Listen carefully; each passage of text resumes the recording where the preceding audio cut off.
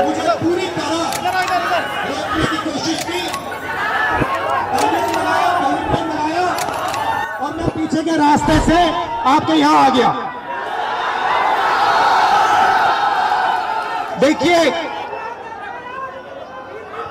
दलित, पिछड़ा वर्ग, अति पिछड़ा वर्ग, आदिवासी वर्ग, आपके खिलाफ इस देश में 24 घंटा अत्याचार होता है।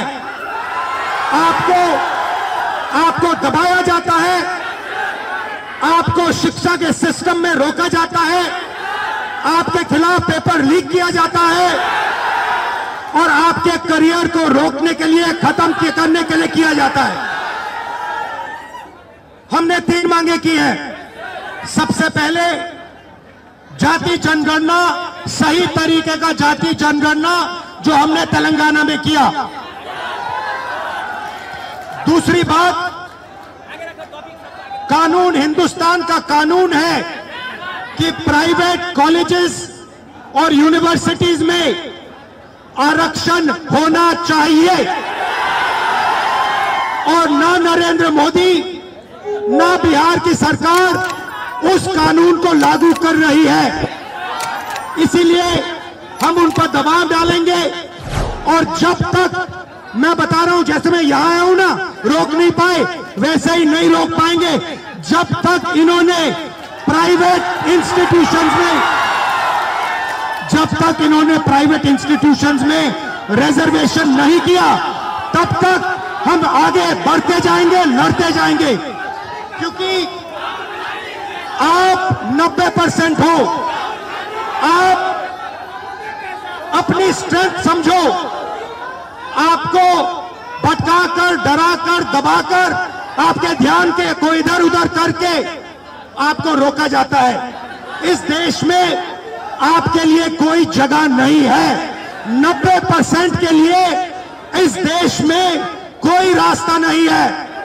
आप ब्यूरोक्रेसी को देखो, सीनियर ब्यूरोक्रेसी में आपके कितने लोग? 0। आप कॉर्पोरेट इंडिया को देखो, कॉर्पोरेट इंडिया में आपके कितने लोग? 0। आप हाई कोर्ट्स देखो, आपके कितने लोग? 0। आप एजुकेशन सिस्टम के मालिकों को देखो, मेडिकल सिस्टम के मालिकों को देखो, आपके लोग कितने? 0। मगर मनरेगा की लिस्ट निकालो, आपके लोगों से भरी हुई है। मजदूरों की लिस्ट निकालो, आपके लोगों से भरी हुई है। सारे के सारे कॉन्ट्रैक्ट्स, सारा का सारा धन 5-10% के हाथ में जाता है और आपको उल्टी सीधी बात बताकर आपके ध्यान को इधर उधर कर दिया जाता है। आपको एक साथ खड़ा होना है और 3 मांगे हैं। पहली मांग जाति जनगणना, दूसरी मांग प्राइवेट इंस्टीट्यूशंस में, प्राइवेट स्कूल्स और कॉलेजेस में रिजर्वेशन, अति पिछड़ा का, ओबीसी का, दलित का, आदिवासी का।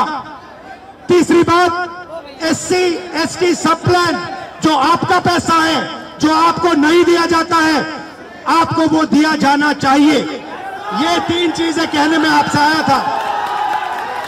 और ये बात समझिए, आप एक बात समझिए, बिहार की पुलिस ने अभी मुझे रोकने की कोशिश की, रोक नहीं पाई। पता है क्यों नहीं रोक पाई? नहीं, इसलिए नहीं रोक पाई क्योंकि आपकी शक्ति मेरे पीछे है।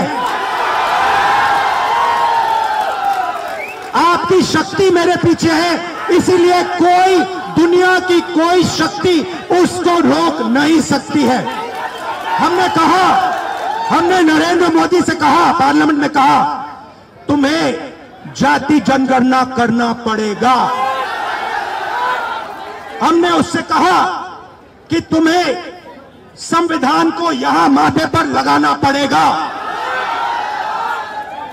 नरेंद्र मोदी जी ने आपके दबाव से डर कर जाति जनगणना हिंदुस्तान में घोषित किया है।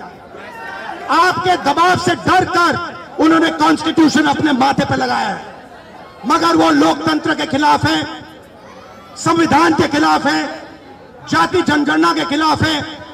और जो 90% हिंदुस्तान की गरीब आबादी है, अति पिछड़ा, दलित, आदिवासी, माइनॉरिटीज, ये इन सब के खिलाफ है। ये अदानी अंबानी की सरकार है, ये आपकी सरकार नहीं है।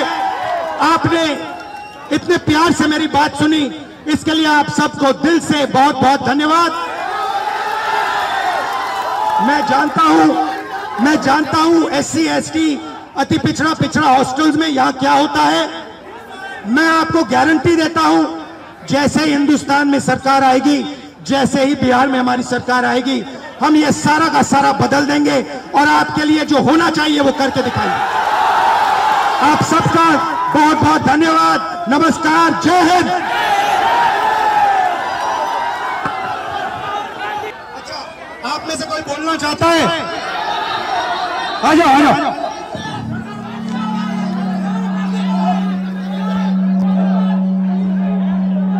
आपका नाम?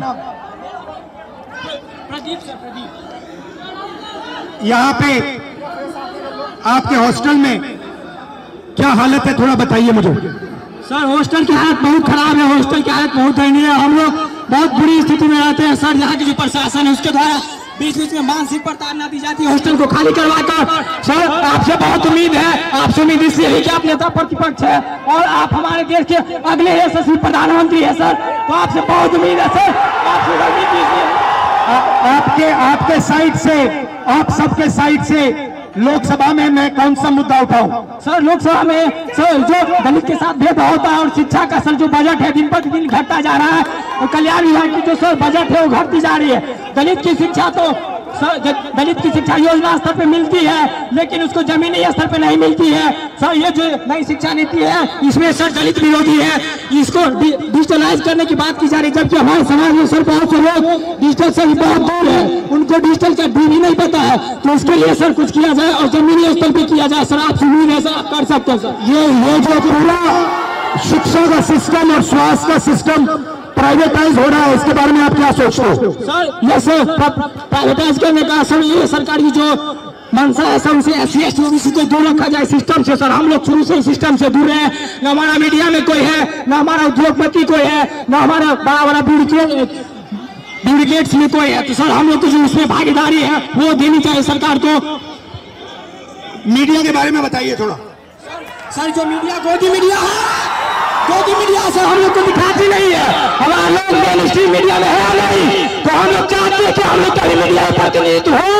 और सर दरभंगा में जर्नलिज्म के लिए कॉलेज हो, जर्नलिज्म के लिए कॉलेज नहीं है, हम लोग जर्नलिज्म करना भी चाहते हैं तो वो प्लेटफॉर्म नहीं मिलती है सर। इसकी हाई एजुकेशन फीस इतनी होती है कि हमारे फीस पे नहीं कर पाते हैं, इसलिए हम लोग कोर्स नहीं कर पाते हैं सर। यूनिवर्सिटी में जो है कोर्स समय पर नहीं होता है, यूनिवर्सिटी में जो है सर बहुत फीस। आप क्या पढ़ते हो? सर मैं अभी DLED कर रहा हूँ सर, सेकेंड ईयर में बाइक माधोपट्टी दरभंगा से।